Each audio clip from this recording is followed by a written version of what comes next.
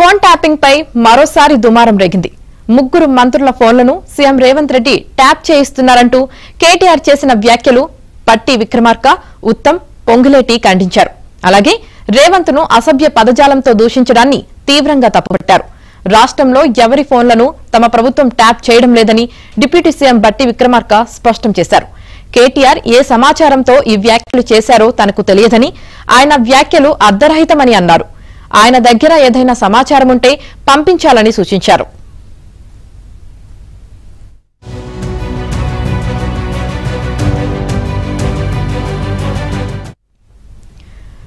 అధికారం పోయిందనే అక్కసుతో సమాజం సిగ్గుపడేలా బీఆర్ఎస్ నేతలు మాట్లాడుతున్నారని ధ్వజమెత్తారు.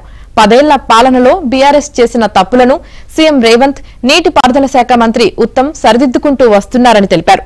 నీటి వాటాలపై 10 ఏళ్ల పాటు ఏమీ తేల్చకుండా, పొరుగు రాష్ట్రం ఎత్తిపోతల పథకాలు కడుతున్నా పట్టించుకోకుండా నిద్రపోయిన వారు ఇప్పుడు తమను విమర్శించడం విడ్డూరంగా ఉందన్నారు.